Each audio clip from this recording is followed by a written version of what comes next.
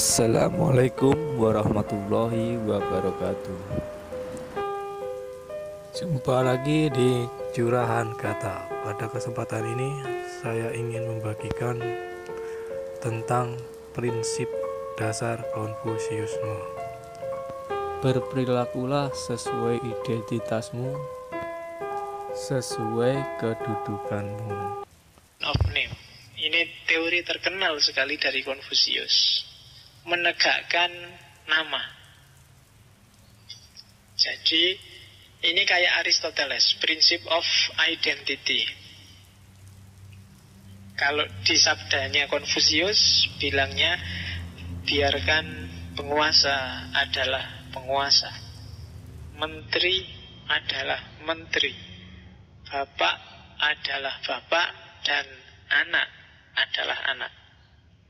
Itulah reification of names. Maksudnya apa? Berperilakulah sesuai identitasmu, sesuai kedudukanmu. Kalau sepak bola, yang kiper ya jadilah kiper, yang back ya jadilah back, yang striker jadilah striker. Kalau kacau, kamu akan kalah sepak bolamu. Kan gitu. Yang mahasiswa ya jadilah mahasiswa yang baik, yang dosen jadilah dosen yang baik, yang tani jadilah tani yang baik. Sekarang kan campur, enggak karu-karuan. Makanya Indonesia ini bingung. Yang pengusaha jadi wakil rakyat, yang pengacara jadi komentator, ya kan? Yang artis jadi politikus. Ya, jadi ndak karu-karuan. Ndak jelas karepe apa. Ya tatanan sosial mesti rusak, ndak karu-karuan. Kalau mahasiswa sudah gaya jadi dosen, itu alamat sudah. Ya kan? Atau kebalikannya, dosen gaya jadi mahasiswa. Wah, itu apalagi. Ndak sesuai fungsi dan kedudukannya. Akan jadi masalah secara sosial. Kadang-kadang jangankan yang itu, yang paling dasar aja kadang-kadang kamu tidak bisa identifikasi. Misalnya, kamu itu cowok apa cewek sih? Loh, kadang-kadang keliru loh orang-orang itu. Sekarang yang cowok itu ngalah-ngalahin cewek, make up-annya, lamanya mandi, dandannya. Sekarang luar biasa. Gaya ngomongnya juga kadang-kadang kulitnya ngalang-ngalang cewek lembutnya. Lu ndak jelas. Yang ceweknya tegas luar biasa, yang cowoknya malah kelemak-kelemek. Ndak jelas. Ini sumber kekacauan sosial pasti. Yang tani ya tetap aja jadi tani. Lakukan sebaik-baiknya sebagai seorang petani. Yang guru, jadilah guru. Lakukan sebaik-baiknya seperti seorang guru. Itulah reification of names.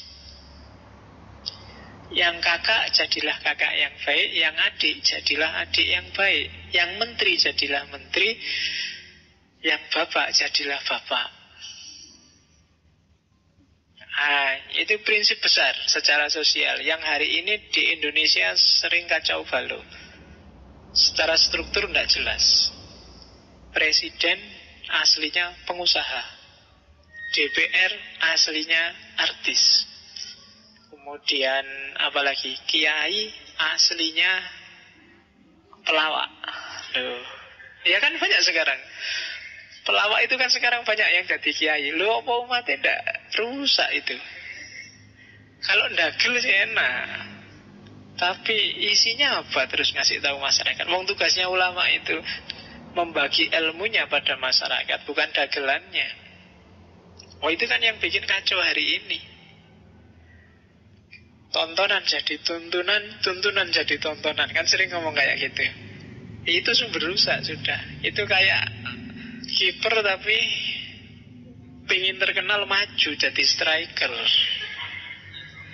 Ya kan, hari ini tuh kan semua pingin maju, pingin masuk TV, pingin terkenal. Gak ada yang mau jaga gawang. Nggak ada yang mau diem-diem, pokoknya tak beresin semua deh. Kalau ada yang mau ngerusak, tak bentengi. Nggak masuk TV juga nggak apa-apa. Nggak ada yang kayak gitu sekarang. Sekarang semua pingin jadi striker. Jadi wilayah pertahananmu kosong. Akhirnya dibantai lah kamu 4-0.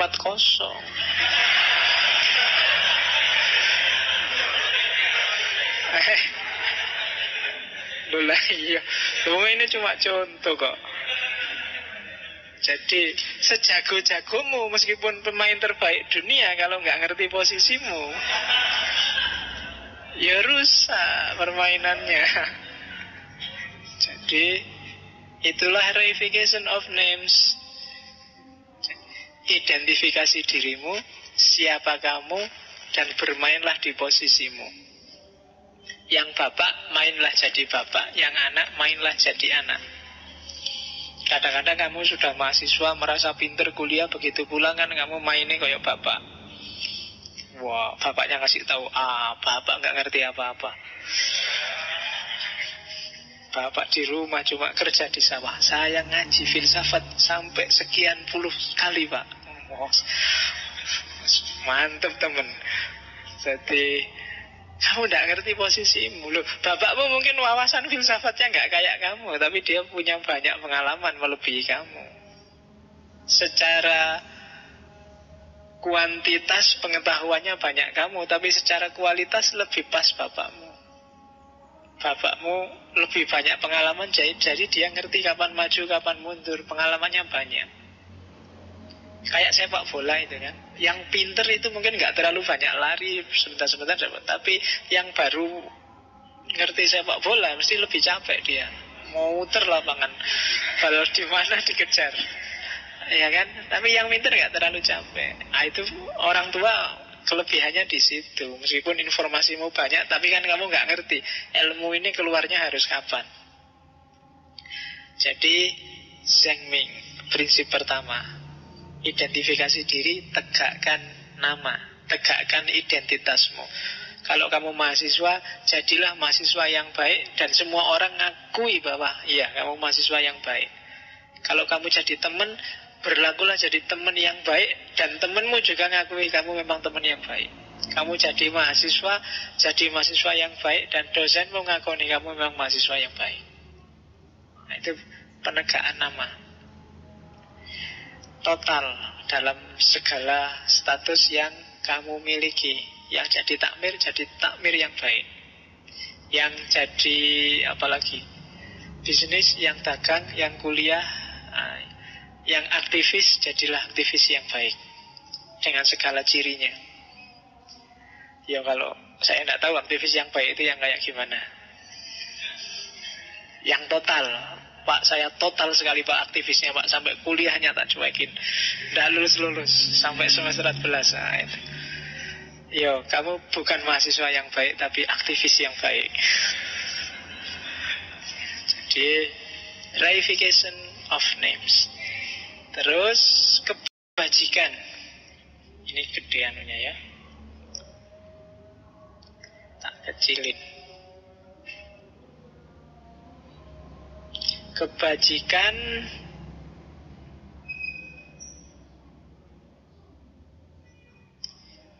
bahasa sananya yi.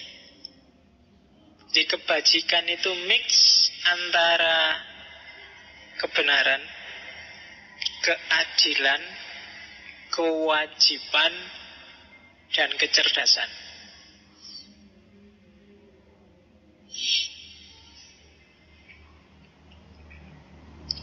Jadi kebajikan itu kamu menjalani hidupmu dengan dasar kebenaran, keadilan, kewajiban, dan kepantasan. Berarti kamu orang yang bajik, orang yang bijaksana. Syaratnya cuma satu, kacana Konfusius, tanpa pamrih.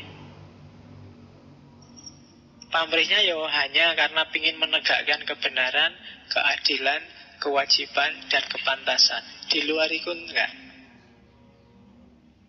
Kok kamu rajin sekali ya? Alasannya apa? Tidak ada alasan. Karena rajin itu memang bagus. Kok kamu murah hati sekali ya?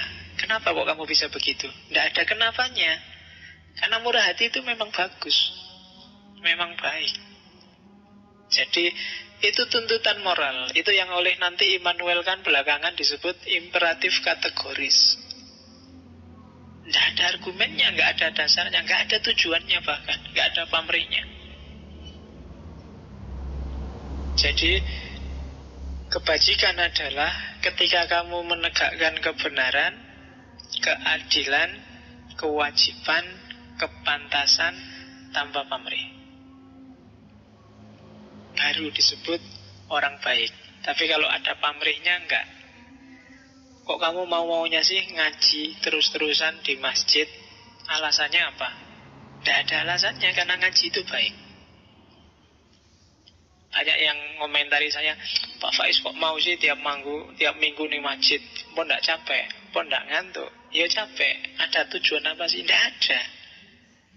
Karena menurutku baik ngaji ini, maka aku mau ngaji. Bukan karena tehnya. Itu loh. Atau yang selain itu, bukan karena daripada nganggur. Itu berarti ada pamrihnya. Pamrihnya kan ngisi waktu lowongmu. Enggak, saya ngaji karena memang menurutku ngaji itu baik. Nah, itu baru kebijakan, kebajikan. Kalau ada pamrihnya, enggak bisa disebut kebajikan. Jadi melakukan apapun tanpa syarat, kalau itu kebaikan. Wah, kamu kok baik hati sekali padaku ya? Ada pamrih apa? Enggak, karena baik hati itu baik. Baik hati itu bagus, maka aku baik padamu. Kamu enggak usah GR. Gitu loh. Kamu enggak usah mikir aneh-aneh. Ya karena baik itu. Ya, kamu kok mau tiap hari nganter aku, tiap hari jemput aku, nge-SMS aku tiap hari? Oh enggak, karena nge-SMS tiap hari itu baik, membahagiakan orang lain. Jadi aku tanpa pamrih. Ya wis, kalau tanpa pamrih aku tak cari yang lainnya. Ya jangan. Oke, enggak jadi berarti. Enggak jadi kebajikan itu, berarti ada pamrihnya. Oke, jadi itu kebajikan menurut Konfusius. Jadi yang pertama, bereskan identitasmu, reification of names. Terus yang kedua, jadilah orang bijaksana, jadilah orang baik yang tanpa syarat, tanpa alasan. Yang ketiga, jadilah manusiawi. Jadi jadilah orang yang bisa hidup seperti orang. Itu Rand, prinsip Rand. Apa sih kewajiban seorang manusia hidup seperti manusia? Ini kalau ini tadi yang di atas Yi itu kebajikan individual. Kalau Rand ini sifatnya sosial. Jadi Rand itu hidup berinteraksi dengan orang lain. Rumusnya cuma dua. Ada golden rule, ada silver rule. Golden rule itu perlakukan orang lain sebagaimana kamu ingin dirimu diperlakukan. Kalau silver rule, jangan melakukan pada orang lain apa-apa yang kamu tidak ingin orang lain melakukan pada dirimu. Itu cuma rumus paling dasar interaksi dengan orang lain. Kamu tidak perlu belajar etika sosial. Kamu nggak perlu belajar cara hidup bareng orang lain. Kamu hidup di mana saja pakai rumus itu. Itu golden rule. Yang jadi landasannya teori-teori tentang HAM, tentang etika, itu sebenarnya itu. Perlakukan orang lain sebagaimana kamu ingin diperlakukan, dan jangan melakukan orang lain sebagaimana kamu tidak ingin diperlakukan. Kalau kamu senang orang lain jujur padamu, ya kamu jujurlah padanya. Kalau kamu nggak suka dibohongi, ya kamu jangan bohong. Itu prinsip dasar. Jadilah manusiawi di Rand dengan berpadokan pada dua rule itu, dua aturan itu. Jadi prinsipnya cuma itu sudah. Kamu akan jadi manusia. Cuma meskipun secara individu harus ikhlas, tadi berbuat baik pada orang lain, ada kalanya kamu jangan mementingkan dirimu sendiri. Kamu juga harus mikir kepentingan orang lain. Misalnya, kalau tadi kan tanpa syarat. Ada orang bilang, kalau orang berbuat baik padamu, kamu juga harus berbuat baik padanya. Kalau orang berbuat jahat padamu, kamu juga balesnya tetap harus baik. Nah, ketika Konfusius ditanya kayak gini, jawabannya nggak kayak gitu. Itu tak tulis di situ. Jadi ada muridnya tanya, guru, kalau orang baik tak balas baik, kalau orang jahat apa tak balas baik juga? Jawabannya Konfusius, loh kalau gitu yang baik dibalas apa? Kalau yang jahat dibalas baik, yang baik harusnya dibalas sangat baik apa gitu? Katanya Konfusius, enggak gitu. Kalau yang jahat, yang baik balaslah dengan baik. Kalau orang jahat balaslah dengan adil. Jadi kejahatan itu balasannya bukan kebaikan, tapi keadilan. Kalau enggak kayak gitu, masyarakat rusak. Dari sisi kamu secara individu mungkin yang dijahati no problem, tapi dia yang jahat, tidak akan ada perbaikan. Ya boleh kamu bilang yang baik tak balas baik, yang jelek juga tak balas baik karena hatiku baik. Ya kamu baik, kamu mau baik sendirian kan nggak mungkin. Orang lain juga harus kamu bikin baik dong. Jadi balasannya harus keadilan. Ingatkan. Atau ada sistem yang hukum, ya hukumnya harus dijalankan dalam rangka keadilan. Jadi jangan ditampar pipi kanan, dikasih pipi kiri. Diselingkuhi istri pertama, dikasih istri kedua. Tidak bisa. Jadi kalau kayak gitu, dunia akan rusak secara sosial. Secara individual mungkin bagus, tapi secara sosial tidak akan ada ketentraman kalau kayak gitu. Maka yang jahat bukan dibalas jahat, tapi dibalas adil. Itu demi stabilitas sosial. Kita kan sering kayak gitu. Ada orang bilang, kamu diomongin jelek tuh sama temanmu. Biar aja ngomong jelek. Yang penting kalau dia ngomong jelek terus, pahalanya dia dikasih aku, dosaku dikasih ke dia. Kan kamu sering gitu kan prinsipnya. Loh, kalau kayak gini tidak ada perbaikan dong. Kamu berarti nggak sayang sama temenmu dong. Katanya kamu orang baik. Harusnya kamu bikin gimana caranya sejauh kemampuanmu, temenmu yang keliru itu jadi benar, yang jelek jadi bagus. Baru dengan cara gini dunia sosial akan tertib. Lah kalau yang dizolimi cuek terus semua, yang jahat jahat terus, dan dunia gak akan stabil. Maka kebaikan balaslah dengan kebaikan, kejahatan balaslah dengan keadilan. Ya keadilan itu nanti ada sistemnya sendirilah. Bisa undang-undang, bisa etika. Jadi jangan dibiarin aja, atau dibales dengan yang kebaikan malahan. Nanti orang jahatnya jahat terus, tidak ada perbaikan. Oke, makanya kan Nabi bilangnya unsur ahoka zoliman au mazluman. Kalau yang mazluman jelas, tapi yang zolim gimana menolongnya? Bukan kok terus dikasih hadiah, tapi yang zolim itu dihindarkan biar dia tidak zolim lagi. Itulah keadilan namanya.